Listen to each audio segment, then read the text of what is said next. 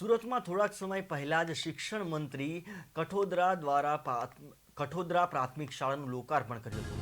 આમ અચાનક આમ આદમી પાર્ટીના કોર્પોરેટર મહેશ અણગટ દ્વારા શાળાની મુલાકાત લેવી હતી, જેમાં તપાસમાં જાણવા મળ્યું હતું કે લગભગ 100 જેટલા વિદ્યાર્થીઓ પુસ્તક વગર અભ્યાસ કરી રહ્યા છે, જે ખૂબ જ દુઃખદાયક છે। તેમણે કહ્યું હતું કે શિક્ષણ મંત્રીને અપીલ કરું છું કે તાત્કાલિક શાળામાં વિદ્યાર્થીઓને પાઠ્યપુસ્તકો અને બીજી જરૂરી સામગ્રીઓ ઉપલબ્ધ કરાવે, જેથી બાળકોને ભણવામાં તકલીફ ના પડે, તેઓનું ભવિષ્ય સુધરે।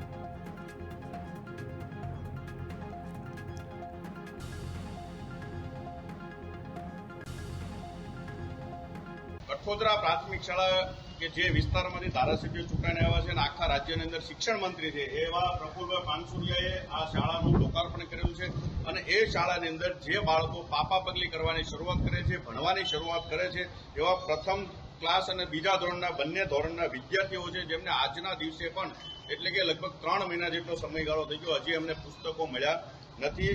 ગુજરાતી જે આપણી માતૃભાષા છે, જે ગુજરાતી ધોરણના 80 બાળકોને હજી આ શાળાની અંદર પુસ્તકો મળ્યા નથી, ગણિતના 80।